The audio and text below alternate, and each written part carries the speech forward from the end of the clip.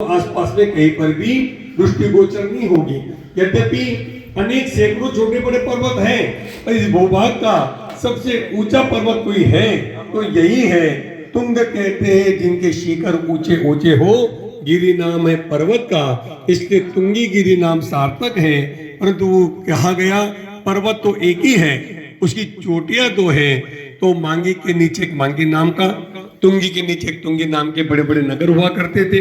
ऐसा मानते हैं कि उन नगरों के नाम से इन चोटियों को मांगी तुंगी का नाम पड़ा हो। परंतु कुछ कुछ की वदंतियां ये भी पढ़ने में सुनने में आता है कि जो 99 करोड़ मुनिराजों की श्रृंखला यहाँ से जो निर्वाण को प्राप्त हुई है, उनकी श्रृंखला में 2 मुनिराज जिनका नाम था मांगेश्वर और तुंगेश्वर, उन 2 मुनिराजों के ऊपर घोर उपसर्ग हुए और उस उपसर्ग को सहन करते हुए उन्होंने यही से निर्वाण पद को प्राप्त कर लिया। इसलिए हो न हो उनके नामों से भी इन चोटियों को मांगी तुंगी के नाम से जानते होंगे। और ये घटना कुछ आजकल की 100, 200, 500 साल, 1000, 5000 साल नहीं, 20वें तीर्थंकर भगवान मुनिश्रुतनाथ जी के तीर्थ काल में मर्यादा पुरुषोत्तम राम इस भूमि पर आए और उन्होंने इसी भूमि पर घोर तपों को तपते हुए निर्वाण पद को प्राप्त कर लिया।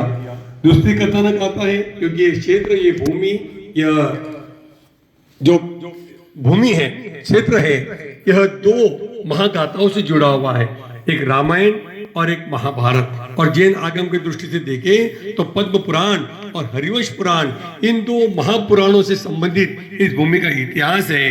रामायण को हमने संक्षिप्त में देखा कि राम आए, हनुमान आए, सीता जी आए, 62 वर्षों तक तप किया, स्त्रीलिंग का छेद किया सीता जी ने, और इसी भूमि से सीता का जीव 16वें स्वर्ग में प्रतिनिधि हुआ। और महाभारत के नायक नारायण श्री कृष्ण की मृत्यु भी इसी जन्म में हुई है। कथानक तो बड़ा लंबा है, परंतु हम संक्षिप्त में जाने कि भगवान नेमिनाथ के सम्मोषण में ये दिव्य देशना में आया कि द्वीपायन के क्रोध से द्वारिका जल करके भस्म हो जाती है, और जनक कुमार के बाण से श्री कृष्ण की मृत्यु होगी।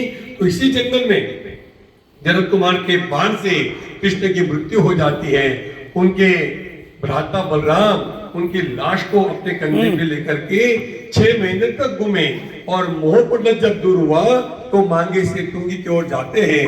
दोनों पहाड़ियों के बीचों बीच कुछ पानी के कुंड बने हुए हैं। उसी स्थान पर बलराम ने श्री कृष्ण का अंतिम संस्कार कर दिया और वह स्थान कृष्ण कुंड के नाम से प्रसिद्ध हुआ।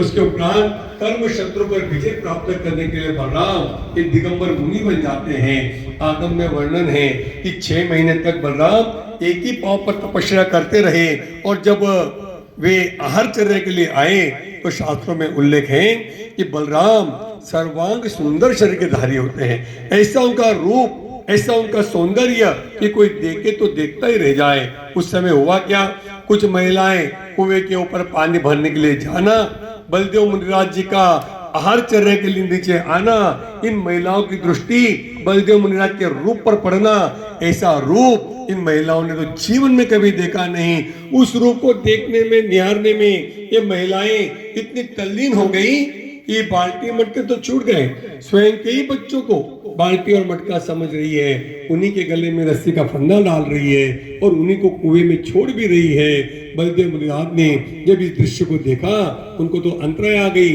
मन में विचार करने लगे कि बलराम, यदि इस रूप को, इस सौंदर्य को देखने से इतने निरपराध जीवों की हिंसा हो जाए तो मैं ऐसा रूप ही क्यों बताऊं। उन्होंने अन्न पानी का त्याग कर दिया। आज से ये चेहरा, ये सौंदर्य, ये रूप किसी को भी नहीं बताऊंगा। पर्वत पर गए, पहाड़ की तरफ मुख किया, गांव की तरफ पीठ की। आज भी देखो हजारों हजारों साल प्राचीन प्रतिमा है मांगी के चोटी पर तीसरे जिनालय में, जिनके दर्शन केवल पीठ के ही होते, चेहरा दिखता नहीं। शायद संसार की एकमात्र ऐसी दिगंबर अवस्था की प्रतिमा होगी कि जिनके पीठ के दर्शन करने के लिए हम इतने दूर दूर से यहाँ पर आते हैं। कृष्ण के भ्राता बलराम जो इसी भूमि पर घोर तपों को तपते हुए 5वें स्वर्ग में हुए। 9 बलभद्रों का आगम में वर्णन मिलता है। 7 बलभद्र तो गजपंथा की पहाड़ी से मोक्ष में चले गए, बचे 2 राम और बलराम। राम तो मोक्ष में चले गए और बलराम ये 5वें स्वर्ग में देव हुए। आज तो देखिए हर कोई मांगी तुंगी आता है, हर कोई मांगी तुंगी की यात्रा कर लेता है, परंतु आज से 125-150 साल पहले पर्वत पर चढ़ने के लिए ना सीढ़ियां थी, ना पगडंडी थी, ना कोई व्यवस्था थी। जैसे अन्य पहाड़ वैसे ही ये भी पहाड़। तो कोई हिम्मत वाला व्यक्ति यदि पहाड़ पर चला जाए और जिंदा लौट करके आए तो लोग उनके छू लेते थे, क्योंकि हर कोई जा नहीं सकता था। भैया आपके चरण छू लिए, हमारी यात्रा हो गई। तब के कार्यकर्ताओं ने नीचे पहाड़ के नीचे ही एक चबूतरा बनाया गया, उसका नाम ही पहाड़ पूजन चबूतरा हो गया, क्योंकि जो लोग पहाड़ पर नहीं जा सकते थे उस चबूतरे के वहीं से दर्शन पूजन करके लौट करके आ जाते थे। हम रोज याद करते श्रीमान तोलाराम जी गंगवाल लाडनू वाले, ये जब यात्रा करते करते यहाँ पर आए, उन्होंने स्थिति को देखा। उस जमाने में देखो उन्होंने लाखों रुपए खर्च किए, रात दिन काम करवाया और इन 3500 सीढ़ियों का निर्माण कार्य हुआ ताकि आप और हम सब यात्रा कर पाए।